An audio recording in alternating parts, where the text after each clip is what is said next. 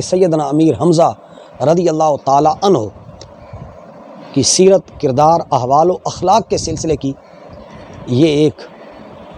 سوال کے ایک جواب میں ہے کہ حضرت امیر حمزہ رضی اللہ تعالیٰ عنہ کے بارے میں اہل سنت کچھ نہیں بیان کرتے۔ دیکھیے، حضرت امیر حمزہ حضور سید عالم صلی اللہ علیہ وآلہ وسلم کے خالہ زاد بھائی بھی ہیں،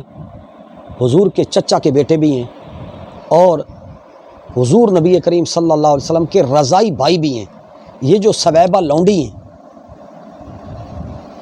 نبی علیہ الصلوۃ والسلام نے جس کا دودھ پیا ہے اور حضرت امیر حمزہ نے بھی اس کا دودھ پیا ہے، اس وجہ سے آپ کیا ہیں؟ رضائی بھائی بنتے ہیں۔ تو لہٰذا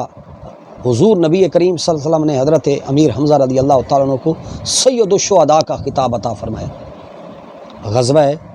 احد کے موقع پر جب حضرت امیر حمزہ رضی اللہ تعالیٰ عنہ مظلومانہ شہید ہوئے، آپ کی شہادت ایک عجیب قسم کی ایک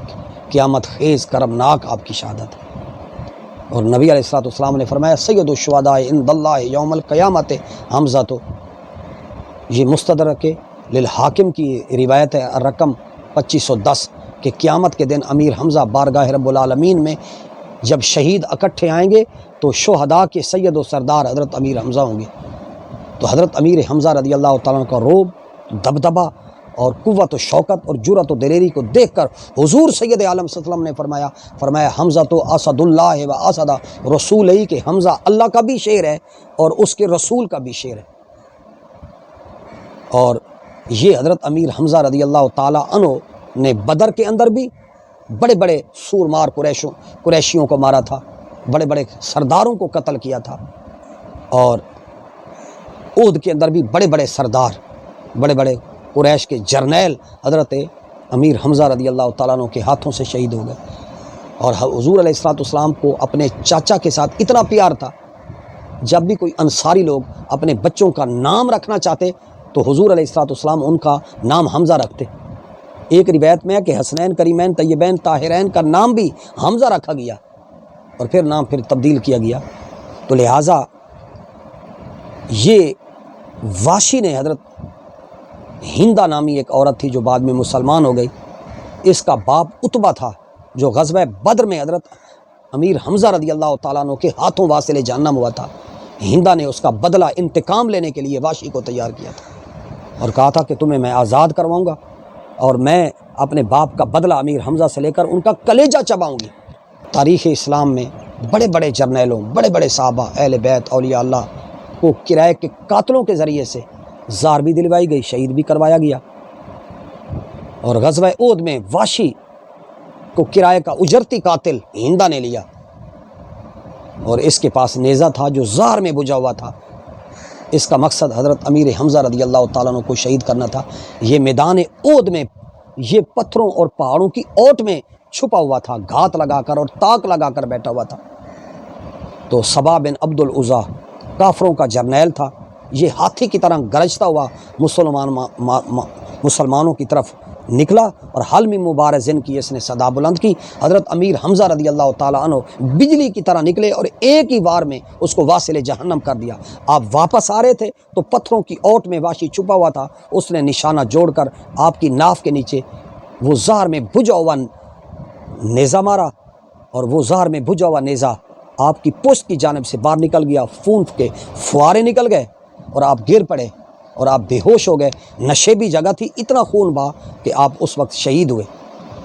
اور اس وقت جو ہندہ تھی وہ کھڑی تھی ٹیلے کے اوپر، اس منظر کو دیکھ رہی تھی، وہ دوڑی دوڑی آئی اور حضرت امیر حمزہ رضی اللہ تعالیٰ عنہ کا اس نے ناک کاٹا، لب کاٹے، دانت کاٹے، اور زبان کاٹی، انگلیاں کاٹی، کان کاٹے، آنکھوں میں نیزے بالے مارے، آنکھیں نکالی، سینہ چاک کیا، پیٹ چاک کیا، جگر نکالا، اور ان سارے اعضاء کا اس نے ہار بنایا اور کلیجے کو اپنے دانتوں کے نیچے چبایا، اس میں سے خون نکلا۔ اس نے عہد جاہلیت کا یہ نعرہ لگایا کہ آج میں نے اپنے باپ عتبہ کا بدلہ لیا ہے۔ دانتوں کے نیچے سے رکھ کر جب چبا رہی تھی تو بانچھوں سے اس کا خون کے قطرے ٹپک رہے تھے، اور کہتی تھی میں نے اپنے باپ عتبہ کا بدلہ حمزہ سے یہ کلیجہ چبا کر لے رہی ہوں۔ اور جب یہ منظر ہو گیا، بھگدڑ مچ گئی اور کفار احد کے پہاڑ سے بھاگنے لگے، اور جنگ کے اندر جب وہ سردی ہوئی، ماحول سرد ہوا، تو نبی علیہ الصلوۃ والسلام نے مولا علی المرتضیٰ کرم اللہ وجہہ کی ڈپٹی لگائی کہ وہ دشمنوں کی صفوں میں جائیں اور میرے چچا کی خبر لے آئیں، امیر حمزہ کی۔ اور میدان سرد پڑ گیا تھا اور کافر بھاگ رہے تھے۔ مولا علی المرتضیٰ کرم اللہ وجہہ الکریم اپنے چچا کی تلاش کرتے کرتے وہ ایک جگہ پہ پہنچے تو لاش دیکھی، جسم کے ٹکڑے ٹکڑے دیکھے، چہرے کا مسئلہ دیکھا، حضرت مولا علی کی چیخ نکل گئی۔ ایک عجیب یہ کربلا تھی اس خاندان پر۔ روتے ہوئے بارگاہ نبوی میں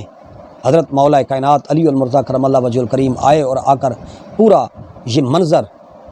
آ کر بیان کیا، ماجرا بیان کیا۔ نبی علیہ الصلوۃ والسلام بھرائی ہوئی آواز میں فرمایا، مجھے میرے چچا کی لاش کے پاس لے چلو۔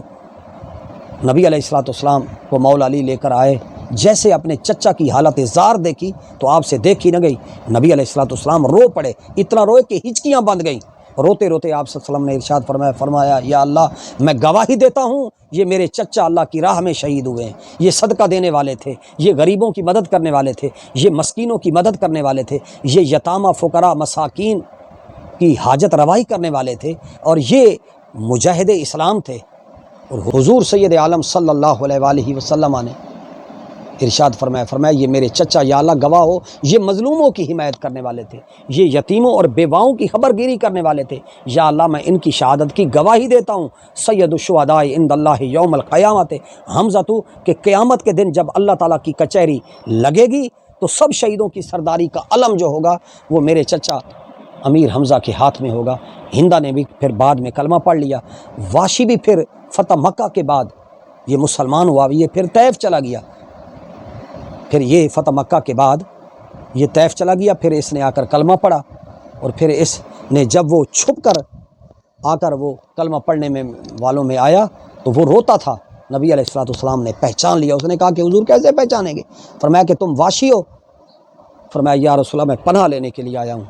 تو حضور وما ارسلناک الا رحمۃ للعالمین، نہ کہیں جہاں میں اما ملی، جو اما ملی تو کہاں ملی میرے جرم خانہ خراب کو تیرے اف بندہ نواز میں۔ حضور سید عالم صلی اللہ علیہ وسلم کی وہ کالی کملی کے اندر گناہ گاروں کو وہ پناہ ملی۔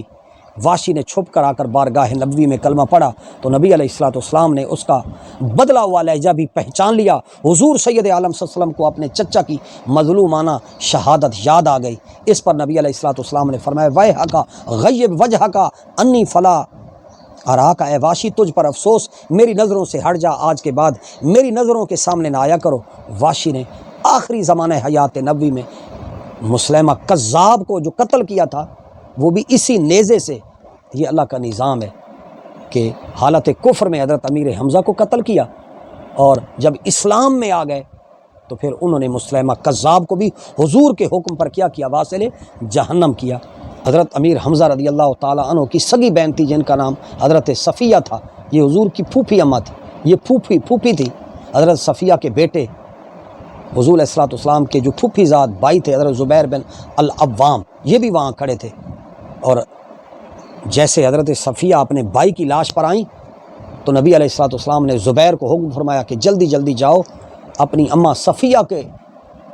آگے کھڑے ہو جاؤ، ان کو آگے نہ آنا دو، اس حال میں وہ اپنی بھائی کی لاش کو نہیں دیکھ سکے گی۔ بی بی صفیہ نے فرمایا بے صبری کے لیے نہیں آئی، میں اپنی بھائی کو الوداعی سلام کرنے کے لیے آئی ہوں، مبارکباد دینے کے لیے آئی ہوں۔ لاش پر پہنچ کر کہا کہ میں خوش نصیب ہوں کہ میں شہید کی بہن ہوں، اے میرے بھائی تجھ کو مبارک ہو، تجھے اللہ اور اس کے رسول نے پسند کر لیا ہے، شکر ہے کہ میں شہید اسلام کی بہن ہوں۔ احد والے شہید کی بہن نے بھی صبر کی حد کر دی، اور کربلا والے شہید کی بہن سیدہ زینب نے بھی صبر کی حد کر دی۔ لہذا شہدائے احد کے بارے میں آتا ہے کہ بہت سارے اہل اللہ نے لکھا ہے، فرمایا کہ جس کو کوئی حاجت پیش ہوتی ہے وہ بارگاہ نبوی کے اندر اور اللہ کی بارگاہ میں منظوری اور سرخروئی چاہتا ہے تو وہ حضرت امیر حمزہ رضی اللہ تعالیٰ عنہ کو وسیلہ پیش کرتا ہے۔ بعضوں نے کہا کہ مدینہ کے قطب جو ہیں وہ حضرت امیر حمزہ ہیں۔ غزوہ احد میں وہ 70 مسلمان شہید ہوئے، سب سے پہلے حضرت امیر حمزہ رضی اللہ تعالیٰ عنہ کا جنازہ نبی علیہ الصلوۃ والسلام نے پڑھایا، ہر ایک کا جنازہ ایک مرتبہ پڑھایا۔ نبی علیہ الصلوۃ والسلام نے حضرت امیر حمزہ کی مظلومانہ شہادت کو دیکھ کر حضور نے 70 مرتبہ حضرت امیر حمزہ رضی اللہ تعالیٰ عنہ کا جنازہ یعنی دعا فرمائی۔ اور نبی کریم صلی اللہ علیہ وسلم نے ارشاد فرمایا کہ یا اللہ یہ سید الشہداء ہے، اور یہی وہ وجہ ہے کہ حضرت امیر حمزہ رضی اللہ تعالی عنہ کے جنازے پر نبی علیہ الصلوۃ والسلام نے 70 مرتبہ، یہ حضرت امیر حمزہ کا اعزاز ہے، لاش میری نوں تاں کفنانا جے میرا پیر آ جاوے، آپے پڑے جنازہ میرا آپے آ دفناوے۔ حضرت امیر حمزہ کو نبی علیہ الصلوۃ والسلام نے خود دفنایا، اور شہدائے احد کو سلام عقیدت آج بھی مسلمان پیش کرتے ہیں، جہاں یہ پڑھتے ہیں الصلاۃ والسلام علیکہ یا رسول اللہ، وہاں یہ بھی کہتے ہیں السلام علیکہ یا سیدنا حمزہ، تو السلام علیکہ یا سید الشہداء، السلام علیکہ یا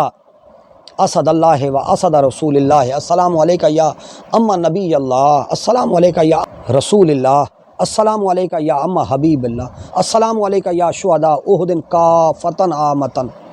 تو لہٰذا بزرگوں کا معمول ہے، ان کو جب بھی کوئی اہم مشکل پیش آتی ہے تو وہ حضرت امیر حمزہ رضی اللہ تعالیٰ عنہ کے وسیلے سے اللہ تعالیٰ کے یہاں دعا کرتے ہیں۔ یہ حضرت امیر حمزہ رضی اللہ تعالیٰ عنہ وہ تھے کہ یہ حضرت عمر رضی اللہ تعالیٰ عنہ سے دو تین دن پہلے حلقہ بگوش اسلام ہوئے تھے، اور ان کے حلقہ بگوش اسلام ہونے کا یہ ایک واقعہ ہے۔ ابو جہل نے نبی علیہ الصلوۃ والسلام کو سخت تکلیف پہنچائی اور اوجڑی آ کر آپ پر پھینکی، اور حضرت شکار پر گئے ہوئے تھے حضرت امیر حمزہ، جب واپس آئے تو ان کو پتہ چلا کہ میرے بھتیجے کے ساتھ اتنی بدتمیزی کی ہے، تو حضرت امیر حمزہ رضی اللہ تعالیٰ عنہ آئے تو اس سب و شتم کا ابو جہل کو آ کر ان کے اوپر بھالا مارا، اس کے سر کو پھوڑا، زخمی کیا۔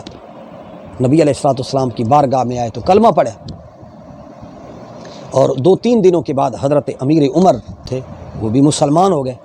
لہٰذا حضرت امیر حمزہ رضی اللہ تعالیٰ عنہ جب حلقہ بگوش اسلام ہوئے تو نبی علیہ الصلوۃ والسلام متعدد مرتبہ حضرت امیر حمزہ کی تثبیت قلبی کے لیے، اطمینان قلبی کے لیے، سکون قلبی کے لیے دعا فرماتے رہے۔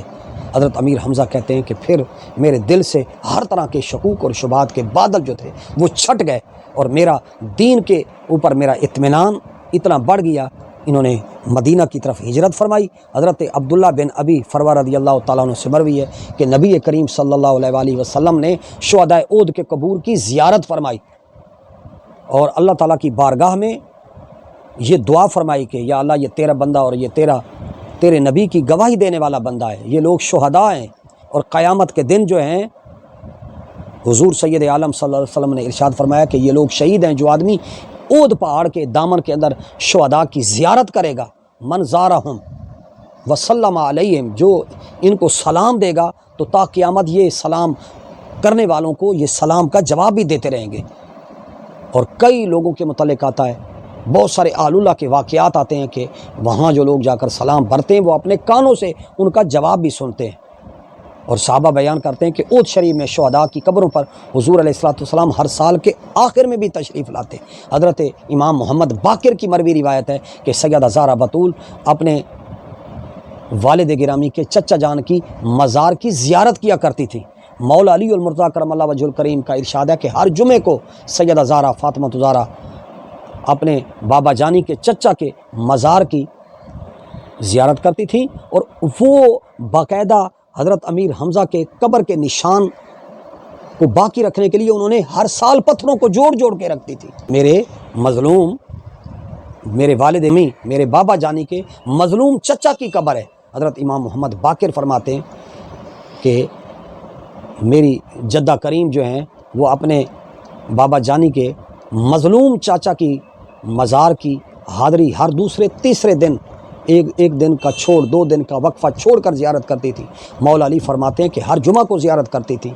اور ان کے فراق میں حسنین کریمین طیبین طاہرین علیہم السلام کی والدہ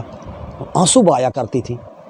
اور جب بھی میں نے عرض کیا کہ بچوں کے انصاری خواتین حضور کی خدمت میں آتی بچوں کا نام تجویز کروانے کے لیے کہ یا رسول اللہ ہمارے یہاں بچہ پیدا ہو اس کا نام، تو حضور علیہ الصلوۃ والسلام حمزہ بن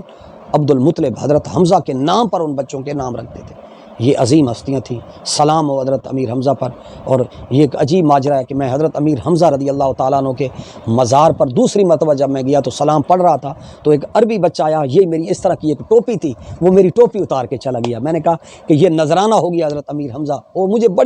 وہ ٹوپی بڑی مہنگی ٹوپی بھی تھی، بڑی مجھے پسند وہ ٹوپی تھی، اور وہاں حضرت امیر حمزہ رضی اللہ تعالیٰ عنہ کے مزار پر میں کھڑا ہوا دعا کر رہا تھا، تو وہ پھر میں نے دیکھا اپنی آنکھوں کے سامنے، جب دعا ختم کی تو وہ لے کر جا رہا تھا۔ تو حضرت امیر حمزہ رضی اللہ تعالیٰ عنہ کے یہ فضائل اور مناقب اللہ تبارک و تعالیٰ آپ کے وسیلہ جلیلہ سے آپ کی، میری اور امت کی مغفرت فرمائے۔